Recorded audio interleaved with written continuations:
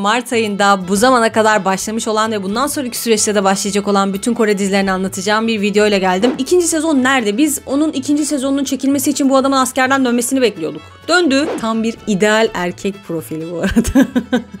Çok konuşmayan, sadece kadını seven. Bu hatun tam bir queen bu arada. Bayılıyorum bu kadının böyle rollerine. Ve patateslere deli olan bir karakter. Gerçekten müthiş bir özellik. Ve her seferinde sanki ihanete uğramışım gibi hissediyorum. Hani diğer dizi için biz bu çocuğu bekliyorduk. Çünkü böyle nostaljik, soft, çok naif oluyor ya böyle diziler. İzlemesi de çok keyifli oluyor genelde. Değişik de bir tarz yapmış ama garip bir şekilde o da yakışmış kendisine. Çünkü görseli güzel adamın. Yine gerçekten kadrosu mükemmel bir dizi.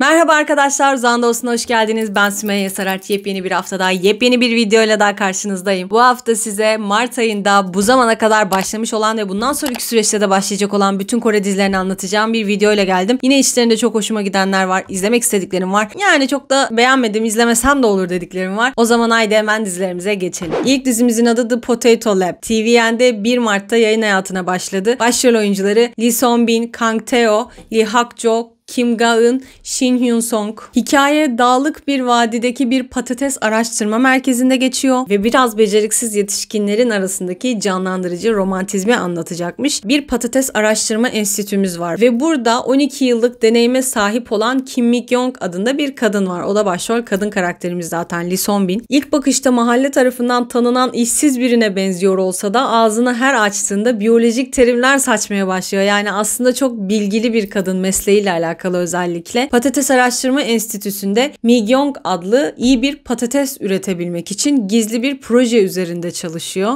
ve patateslere deli olan bir karakter. Gerçekten müthiş bir özellik. Bu arada bir de Patates Araştırma Enstitüsü'ne yeni müdür olarak atanan bir adam var. O da Sobek-ho, Kang Tae-ho'nun canlandırdığı karakter. Bizim kız başta bu adamla biraz tartışıyor. Sonrasında ona ilgi duymaya başlıyor ve onunla ofiste bir romantizm yaşıyor demişler ama bunun nasıl bir şey olduğunu inanın bilmiyorum. Sobek-ho'ya geçelim. Başrol erkek karakterimiz sanki bir aşk romanının kapağındaymış gibi ölümcül bir gülümsemeye, yumuşak bir sese ve muazzam bir görsele sahip bir karakter. Fakat bu abartılı görünümünün aksine aslında kendi başına iyi geçinen, özel hayatı da arkadaş çevresi de olmayan ve biraz da böyle bayağı, sade, basit bir hayatı olan bir yabancı kendisi. Bu ikili bir araya geldikten sonra neler olacağını da diziyi izleyince göreceğiz. Zaten 1 Mart'ta TVN'de yayınlanacak. Gördüğüm kadarıyla Netflix'te de var sanki bu dizi. Öyle görmüştüm. Şu an Netflix'imi açamıyorum bir sıkıntı olduğu için ama Netflix'te de sanki bu dizinin fragmanlarını görmüştüm. Bilginiz olsun sevgili dostlar. Yani ben Kang Tae-ho'yu çok sevdiğim için ve çok özlemiş olduğum için muhtemelen bu diziyi izleyeceğim ama ben bir soru sormak istiyorum. Sevgili yetkililer, Extraordinary Attorney Woo'nun ikincisi nerede? İkinci sezon nerede? Biz onun ikinci sezonunun çekilmesi için bu adamın askerden dönmesini bekliyorduk. Döndü. Yani nerede, ne oldu? Niye çekmiyorsunuz? Sizden ses çıkmadığı için bu çocuk da başka dizilerde oynuyor. Ve ben her seferinde sanki ihanete uğramışım gibi hissediyorum. Hani diğer dizi için biz bu çocuğu bekliyorduk. Geldi bu çocuk başka dizilerde oynuyor. Niçin Extraordinary Attorney Woo'da oynamıyor diye kendi kendime söylenip sinirlenip kızıyorum. Geçiyorum bir diğer diziye. İkinci dizimizin adı Riding Life. Ena kanalında yayınlanacak. 8 bölümden oluşacak. 3 Mart'ta yayın hayatına başlayacak. Başrol oyuncuları John Hae-jin, Jo Min-soo, Jong Min-young ve Jun Suk-ho. Diziyi karakterleriyle anlatacağım. Lee Jong-un 7 yaşındaki kızının eğitimine de ayak uydurmak isteyen sert bir güzellik sektörü pazarlamacısı. Onun da gençliğinde annesi yoğun bir şekilde çalışıyor olduğu için ne yazık ki erken olgunlaşmak zorunda kalmış. Evlenip kızını büyüttükten sonra daha önce hiç dile getirmediği o kızgınlığını annesiyle paylaşıyor. Aslında paylaşmak da değil, bir nevi gidip annesine patlıyor. Hong Jae-man her gün karısının sırtına binen, olgunlaşmamış bir koca olan, ev alışverişleri yapan bir adam. Kötü performansı nedeniyle iş hayatında zorluklar yaşıyor olmasına rağmen ailesi söz konusu olduğunda her şeyi bir kenara bırakıp işe koşan biridir demişler. Bir de Yeonjia var. O da bu başta söylemiş olduğum Lee Jong-un'un annesi rolünde. Bir üniversite hastanesinde çocuk sanat terapisti olarak çalışıyor ve kızı de Jong'unu kocası olmadan tek başına büyütüyor. O da aslında bekar ve çalışmak zorunda olan bir anne. Daha sonrasında kızının isteği üzerine torununun akademisine gittiğinde daha önce hiç bilmediği yeni bir dünya ile tanışacakmış. Son olarak bir de Lee Yong-uk var. Torununun akademisine giderken Jia ile tanışan, az önce anlattığım kadınla tanışan ve sıkıcı alacakaranlık hayatında heyecanını yeniden kazanan İngiliz bir profesörü canlandıracakmış. Yani belli ki yaşı büyük, orta yaşlı bile diyemeyeceğimiz, hatta daha da büyük kişilerin ilişkilerini anlatacağı bir dizi olacak. Çok ilgimi çekmedi açıkçası. Zaten 8 bölümlük bir dizi olacakmış. Ena'da yayınlanacakmış. Yani başrol oyuncularını tanıyorum tabii. Sima olarak, görsel olarak hepsini tanıyorum ama konusu çok ilgimi çekmediği için bunu izleyeceğimi pek zannetmiyorum. Geçiyorum bir diğer diziye. I'm a Running Mate. TV Ink'te 6 Mart'ta yayın hayatına başlayacak. Başrol oyuncuları Yoon Hyun So, Lee Jong Sik, Choi Woo Song, Hong Hyeon, Lee Bong Joon, Kim Ji Woo, Ok Jin Wook, Yoon Do Gun. Bitmediler. Sehun iyi notlara sahip örnek bir öğrenci. Fakat bir gün otobüste yaşadığı talihsiz bir olay nedeniyle ona aşağılayıcı bir lakap takıyorlar. O da bu durumu yeniden düzeltmeye çalışıyor. Bunun için elinden geleni yapmaya çalışıyor. Bir gün koro yönetmeni Wonde yaklaşan öğrenci konseyi seçimleri için ondan aday arkadaşı olmasını istiyor. Ve bir aylık süre boyunca imajını yenilemek isteyen örnek lise öğrencisi Sehun, öğrenci konseyine aday arkadaşı olarak katılmaya karar veriyor. Seçimler ilerledikçe Sehun yavaş yavaş seçimin merkezi haline geliyor. Yani bu bir öğrenci dizisi olduğu için muhtemelen zaten oyuncular çok fazla tanınan, bilinen oyuncular değiller. Ama oyuncu kadrosunda da maşallah fotoğraflarda, görselde de bütün oyuncuların görseli olmuş olunca isimlerini de almak durumunda kaldım. Çok da bir şey anlamadım açıkçası ben bu diziden. Öğrenci dizisi olduğu için çok da bir ilgimi çekmedi ama I'm a Running Mate diye bir dizi 6 Mart tarihinde yayın hayatına başlayacakmış. Muhtemelen bu oyuncuları tanıyanınız vardır işlerinde. Ben bilmiyorum. Bilenlere, sevenlere duyurmuş olalım. Geçiyorum bir diğer diziye. Bir diğer dizimizin adı When Life Gives You Tangerines. Tangerines nedir diye baktığımda mandalina olduğunu gördüm. Muhtemelen de yanlış okuyorum zaten ama bu muhteşem ismin çevirisi hayat sana mandalina verdiğinde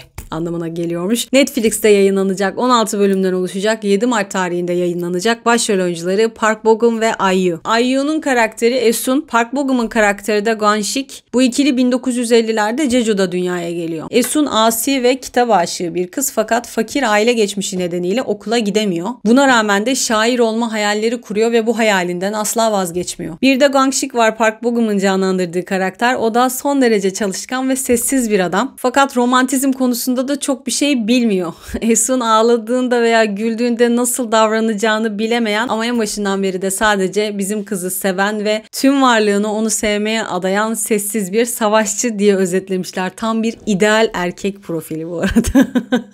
Çok konuşmayan, sadece kadını seven. Ben bunun fragmanını izledim. Çok güzel görünüyordu. Çok tatlı görünüyordu. Tam böyle sevdiğim cıvıl cıvıl bu 50'li yıllarda nostaljik bir aşk hikayesini anlatıyor belli ki. İkisi de çok tatlı görünüyordu bu arada. IU'da, Park Bo-gum'da. Ama gördüğüm kadarıyla bunun bir de günümüze geldikleri hali de var. Çünkü iki tane daha yaşı büyük olan oyuncu vardı. Onların da yine isimleri aynıydı. Belli ki Park Bo-gum'la IU gençliklerini oynayacak. Onlar büyüklüklerini oynayacak. Ama biz hep çoğunlukla daha doğrusu bu gençlik hallerini izleyeceğiz. Çok merak ettiğim dizilerden bir tanesi. Çok uzun zamandır da bunun çekimleriyle uğraşıyorlardı. 4 gözle bekliyorum. 16 bölüm olması da sevindirdi. Çünkü böyle nostaljik, soft, çok naif oluyor ya böyle diziler. İzlemesi de çok keyifli oluyor genelde. 7 Mart tarihinde de nihayet başlayacakmış. Geçiyorum bir diğer diziye. The Art of Negotiation JTBC'de 8 Mart'ta yayınlanmaya başlayacak. Başrol oyuncuları Lee Jae-hoon, Kim De-myung, Sung Dong-il ve Jang Hyun-song. Lee Jae-hoon'un bu karakteri M&A alanında efsanevi bir figür. Çok da yetenekli bir adam. M&A'in ne olduğunu söyleyeyim. M ve A. Birleşme ve satın alma, bir şirketin başka bir şirketle birleşmesi veya onu satın alması gibi anlamlara geliyormuş. Lee Jae-hoon da o şirketi krizden kurtarabilmek için bu alanda yeteneklerini sergileyecek olan başrol erkek karakterimiz. Kim De-myung, M ve A ekibi için müzakerelerde uzmanlaşmış bir avukatı canlandıracak. O da meslektaşlarıyla bağlantı kurarak ve müzakereleri olumlu bir yöne yönlendirerek duyguyu kendi lehine nasıl çevireceğini bilen bir karakter. Sung Dong-il de bu dizide Sunning grubun başkanını canlandıracak. Sunning Construction'ı Sunning gruba dönüştüren, olağanüstü yetenekleriyle Güney Kore iş dünyasının tarihini yeniden şekillendiren önemli bir isim kendisi. Son olarak bir de Jang Hyun-song Song'un canlandırdığı karakter var. O da Sunning grubun mali işler müdürü olacak. Grubun finanslarını kontrol eden bir kişi kendisi. Aynı zamanda şirketin başkanlık koltuğu için en önemli aday. Bu yüzden de birden ortaya çıkan o Lee Jae-hoon'un canlandırdığı karakterle birçok çatışma yaşayacak. Yani Jang Yun-song bu dizide kötü adam gibi görünüyor. Böyle bir konusu var. Çok ağır bir iş dünyası hikayesi belli ki. Hiç benlik değil. Lee Jae-hoon'a bayılırım, çok severim ama bu diziyi çok izleyeceğimi zannetmiyorum. Bir de zaten ne yapmışsa saçlarını da beyaza boyamış. Değişik de bir tarz yapmış ama garip bir şekilde o da yakışmış kendisine. Çünkü görseli güzel adamın. Ve bu sayede de 8 Mart tarihinde JTBC kanalında The Art of Negotiation dizisinin başlayacağını sizlere de duyurmuş oldum. Bir diğer dizimizin adı Hyper Knife. Disney Plus'ta yayınlanacak. 19 Mart'ta yayınlanmaya başlayacak. Başrol oyuncuları Sol Kyung-gu, Park Eun-bin, Yoon Chan-young, Park Byung-eun. Sol Kyung-gu dünyanın en iyi beyin cerrahı karakterini canlandırıyor bu dizide. Geçmişte Seok adında bir öğrencisi vardı. Seok'ta Park Eun-bin başrol kadın karakterimiz. Seok gelecek vadeden yetenekli bir doktordu. Fakat bu beyin cerrahı ile aralarında bazı garip şeyler yaşanıyor ve bunun sonrasında o beyin cerrahı bir ameliyat sırasında bizim kızı ameliyathaneden kovuyor. Ve Seok bir zamanlar dahi bir doktor olarak bilinmesine rağmen şimdi yasa dışı bir ameliyathanede gölge doktor olarak çalışıyor. Ve bir şekilde onu o ameliyathaneden kovan ve kariyerini mahveden eski öğretmeni Doki ile tekrar karşılaşıyor. Bu iki çılgın ama aşırı yetenekli olan beyin cerrahı birbiriyle yüzleşiyor. Sonrasında birbirleriyle galiba çalışıyorlar ve bu sayede birlikte büyüyorlar. Bu arada Seok'un etrafında olan diğer karakterlerden de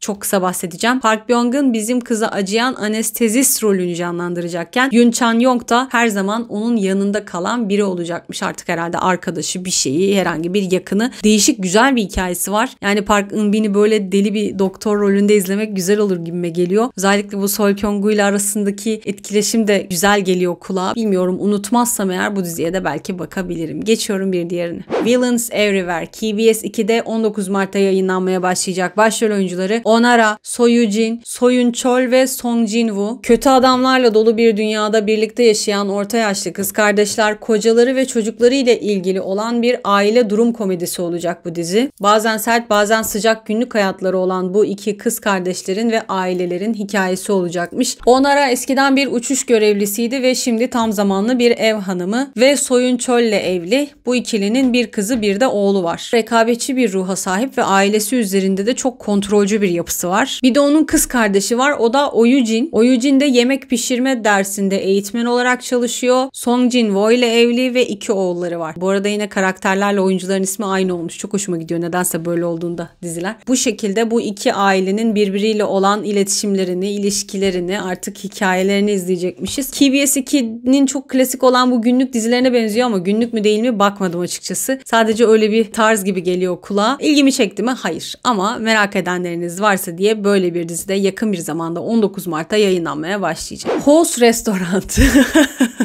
Nasıl okuyabilirim ki bunu ya? Heo. Yani Ho, adamın zaten adı Hogyun. Ho'nun restoranı gibi bir anlamı var. O yüzden Ho's Restaurant diye okumak zorundayım. Netflix'te 24 Mart tarihinde yayınlanacak. Başrol oyuncuları Shumin, Chu Sojung, Lee Seon ve Lee Sumin. Choson döneminde yaşamış olan Hogyun isimli bir karakterin 400 yıl sonrasına yolculuk ederek istemeden bir restoran açmasıyla gelişen olayları konu alan fantastik bir romantik komedi olacak bu dizi. Shumin estetik konusunda keskin bir göze sahip olan parlak bir yazar olan Hogyun rolünde oynayacak. Choson döneminin ilk yemek köşe yazarı kendisi. Fakat bir gün arkadaşlarının haksız yere vatana ihanetle suçlandığını öğreniyor ve bir karmaşa sırasında kaçarken nasıl başarıyorsa yanlışlıkla günümüze ışınlanıyor. Orada da başrol kadın karakterimiz olan Bong Eun-sil ile karşılaşıyor ve onunla birlikte yemek pişirmeye başlıyor. Bong Eun-sil de, yani Chu Sojung'un canlandırdığı karakterde küçük ve tabelasız bir restoran işleten bir ailenin kızı. Güçlü iradeli, açık sözlü, adaletsizliğe hiç tahammülü olmayan bir kız ve bir gün restorana evsiz bir adam gibi giyinmiş olan Hogyun geliyor ve bu ikili bu şekilde tanışıyorlar. Bir de Lee Seon var. Kendisi bu dizide 2 farklı karakteri canlandıracak. İstediğini elde etmek için hiçbir şeyden vazgeçmeyen Lee Chom, bir de Kore usta şefi ünvanını kazanan en genç şef Lee Yuk'u canlandıracakmış Lee Seon. Aynı şekilde Lee Sumin de bu dizide 2 farklı karakteri canlandıracak. O da olağanüstü eğlendirici bir mizaca sahip güzel bir kadın olan Me Chang ve Kore reklamlarında yıldız olan eski bir çocuk oyuncu Jong Mi-sol'u canlandıracakmış. Bu ikilinin iki farklı rol canlandırma sebebini de söyleyeyim. Aslında bunları biz hem Choson döneminde göreceğiz hem günümüzde göreceğiz. İki dönemde de göreceğimiz için iki farklı karakteri canlandıracaklar. Valla göze hoş geliyor. Ben çok seviyorum, çok keyif alıyorum böyle dizilerden. Shumin'i de severim. Daha önce oyunculuk yaptığımı hiçbir fikrim yok ama böyle konusu keyifli bir dizinin de başrolünde izleyebilecekmişiz. Unutmazsam da eğer vaktim olursa bunu da izlemek istiyorum. Zaten Netflix'teymiş, mutlaka karşıma çıkacaktır diye düşünüyorum. Ve geldik Mart ayında yayınlanacak olan son diziye. The Divorce Insurance. TVN'de yayınlanacak. 12 bölümden oluşacak. 31 Mart'ta yayın hayatına başlayacak. Başrol oyuncuları Lee Dong-wook,